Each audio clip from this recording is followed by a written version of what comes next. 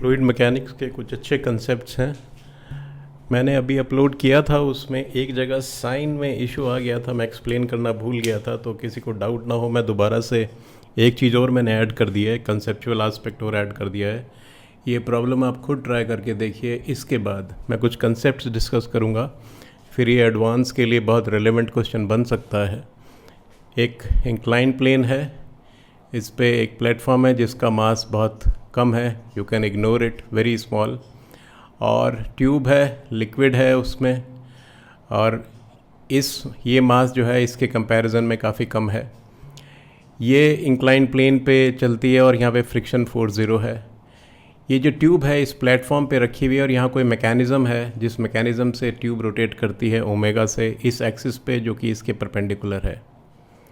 हमें पता लगाना है जब ये फॉल कर रही है, नीचे आ रही है, प्लीज़ नोट फ्रिक्शन इज़ 0, तो हमारा जो बबल है जो कि टॉप पे था शुरू में, जब इनिशियली हमने सिचुएशन ली, ना रोटेट कर रहा था ना फॉल कर रहा था, तो बबल किस पोजीशन में आके सेटल होगा अगर ट्यूब की लेंथ L है तो बबल किस पोजीशन में आके सेटल होगा, ये हमें पता लगाना है। मैं जस्ट कैमरा चेक करता हूँ बार बार आके, क्योंकि मेरा कैमरा बंद होता है और उससे मेरे को सारी मेहनत बेकार हो जाती है। सो ये तो आप बाद में खुद ट्राई करके देख लीजिए।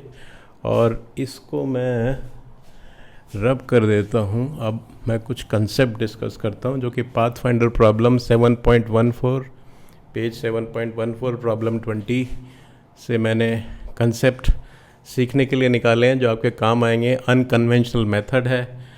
ऐसे सिचुएशन में फ्लूइड मैकेनिक्स में Newton laws of motion with negative mass, जैसे हमने नेगेटिव चार्ज लिया, ग्रेविटेशन में भी नेगेटिव मास लेते हैं ना, कोई चीज़ निकाल लेते हैं, तो ऐसे ही वो कंसेप्ट लगा के डिफ़िकल्ट से डिफ़िकल्ट प्रॉब्लम हो जाएंगे अगर उस कंसेप्ट को हम ट्राई करें। अब मैं जो बेसिक चीज़ है उस पर पहले आता हूँ। बेसिक चीज़ हम देख लेते हैं। हमने जो नॉर्मली हमने पढ़ा है, बेसिक चीज़ हमने पढ़ी है। दो सिचुएशन लेता हूँ। एक सिचुएशन में बॉडी हैवी है, लिक्विड से डेंसिटी ज़्यादा है, और एक में डेंसिटी कम है, से बबल ले लेते हैं। ये लिक्विड है, हमें पता है इसका टर्मिनल वेलोसिटी इस डायरेक्शन में आता है, इसका टर्मिनल वेलोसिटी ऊपर आता है। हम इंट्यूटिवली और जो नेचुरली मैं जस्ट देख रहा हूँ कैमरा चल रहा है, यस, तो इंट्यूटिवली जो हम देखते आए हैं हमें एकदम बता देंगे ऐसा चल रहा है। अब हमें क्या है, इस सिचुएशन में लिक्विड स्टेशनरी है और ग्रेविटी नीचे है, तो इसको फॉर द टाइम बीइंग आप डिफरेंट सिचुएशन अज्यूम कीजिए कि हम ऐसी सिचुएशन में है जहाँ पे जो ये ग्रेविटी वाला जो फोर्स आ रहा है वो इस लिक्विड के मोशन की वजह से आ रहा है। ये लिक्विड ऐसे एक्सलरेट कर रही है अगर, और कुछ नहीं है, ग्रेविटी वगैरह कुछ नहीं है, और इसका मैग्नीट्यूड g है और कोई फोर्स नहीं है, तो भी उस सिचुएशन में हमें दिख रहा है कि जो है, मैं जस्ट कैमरा चेक कर रहा हूँ, मैं हमारा जो मास है जो भी लिक्विड में है, अगर हैवी है, डेंसिटी ज़्यादा है तो एक्सलरेशन की डायरेक्शन में चलेगा, और अगर एक्सलरेशन के अपोजिट चलेगा, और डेंसिटी कम है तो एक्सलरेशन की डायरेक्शन में चलेगा।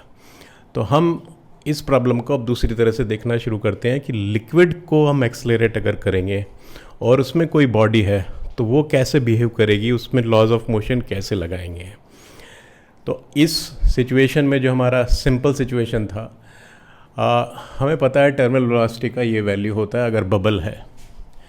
इस क्वेश्चन में हमें ये दिया हुआ था कि ट्यूब को जब हमने वर्टिकल रखा तो बबल एक वेलोसिटी से चला v0, तो उसका भी बेसिकली वो टर्मिनल वेलोसिटी है, उसका फॉर्मूला आप जानते हैं 2/9 r²g/eta इंटू रो लिक्विड। सो ये हमें प्रॉब्लम में इतना दिया हुआ है। इस प्रॉब्लम में हमें ये दिया है कि वर्टिकल करे तो ऐसे चला, अब हॉरिजॉन्टल में हमने ट्यूब को एक वेलोसिटी u0 से मूव किया, से कोई भी वेलोसिटी हमने लिया, एक कुछ फाइलें गिर गई, पूरा कॉमेडी चल रहा है आज। सो किसी वेलोसिटी u से ट्यूब को हमने चलाया, और जब ट्यूब को चलाया तो ये एयर बबल हमारा कुछ शिफ्ट होगा। ये देखिए, ये हमें दिया हुआ है कांस्टेंट वेलोसिटी से ट्यूब को चलाया, ट्यूब को वेलोसिटी दी कांस्टेंट वेलोसिटी, तो हमारा एयर बबल शिफ्ट होगा कि नहीं होगा हमें सोचना है, और कितना होगा, किस डायरेक्शन में होगा, वैल्यू निकालें या डायरेक्शन निकालें। अब देखिए इस सिचुएशन में फोर्स तो कोई लग ही नहीं रहा, ऐसा लगता है ना, कांस्टेंट वेलोसिटी दिया हुआ है तो फोर्स तो कोई लग ही नहीं रहा है, तो बबल कैसे चल सकता है। तो थोड़ा सा सोचिए, अब सोचते हैं। अब देखिए लिक्विड और ट्यूब दोनों इंटीग्रेटेड तो है नहीं, भले ही ट्यूब हमने सपोज u0 से एकदम चला दिया, वो भी एक्सलरेट हुई होगी स्मॉल फ्रैक्शन ऑफ टाइम में, लेकिन लिक्विड को ज़्यादा टाइम लगेगा ना वो वेलोसिटी एक्वायर करने में। लिक्विड का वेलोसिटी का प्रोफाइल कैसा बनेगा, अगर एजेस का देखें और सेंटर का देखें, ये जो है यहाँ से नहीं, ऐसे नहीं, यहाँ से अगर मैं देखूँ, ये वेलोसिटी का प्रोफाइल ऐसे बनेगा लिक्विड का। बीच का सपोज एकदम स्टार्टिंग पॉइंट पे 0 है और ऐसे कुछ प्रोफाइल बनेगा, और एंड का मान रहे हैं कि लिक्विड जो है ट्यूब के साथ चलना शुरू हो जाएगा। सो लिक्विड हम मान रहे हैं कि पूरा लिक्विड का ये प्रोफाइल छोड़ दीजिए, पूरा लिक्विड इसी वेलोसिटी u0 से चलने लगता है, लेकिन कुछ टाइम लेगा ना, तो मीन्स हमारा ये लिक्विड जो है कुछ टाइम के लिए एक्सलरेट हुआ, क्योंकि वो 0 से वेलोसिटी 0 से लेके u0 तक गया, तो हमारा लिक्विड एक्सलरेट हुआ। तो आ गए हम इसी सिचुएशन में, हमारा लिक्विड जितने टाइम एक्सलरेट हुआ उतने टाइम जो है बबल पे फोर्स लगा, या जो भी बॉडी अंदर है, और वो फोर्स से क्या होगा। सो भले ही ट्यूब का एक्सलरेशन 0 है क्योंकि हम कांस्टेंट वेलोसिटी से मूव कर रहे हैं, लेकिन लिक्विड जब ट्यूब की वेलोसिटी एक्वायर करेगा उस टाइम में वो एक्सलरेट हुआ। तो अब जो है हम ये चीज़ मैं पिछले लेक्चर में पूरी डिटेल में नहीं समझाया था, तो मुझे लगा कि वो पॉइंट मिसिंग था कि कैसे एक्सलरेशन हो रहा है। सो अब देखिए, मैं लिक्विड को देख रहा हूँ, ये एक्सलरेट हुआ और ये वेलोसिटी 0 से लेके u0 गया।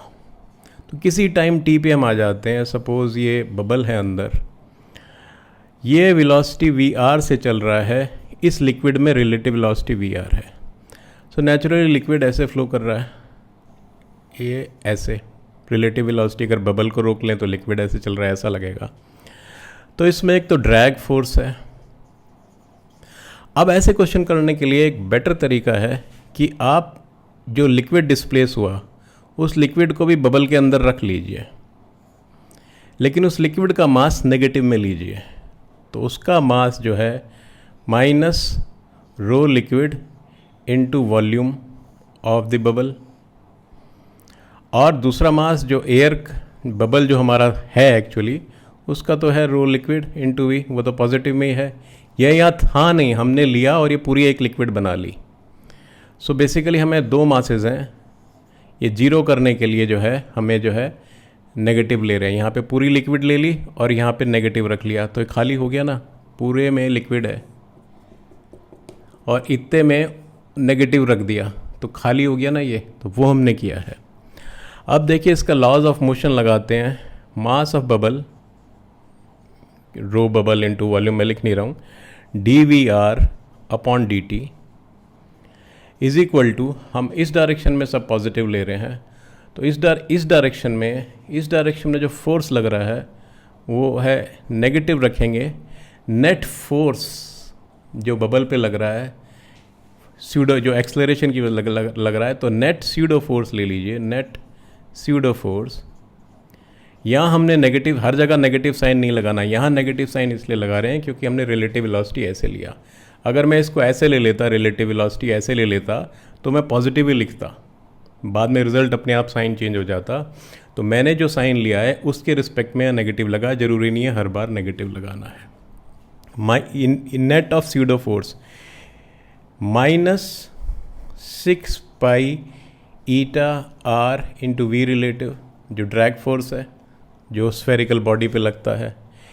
ये जो नेट स्यूडो फोर्स है ये आपको लेना है दोनों मासेस, बबल का मास पे जो फोर्स लग रहा है और इस पे लग रहा है। सो रो बबल, ये बबल है सॉरी, बबल इनटू वी, और इसका नेगेटिव लेना है मास।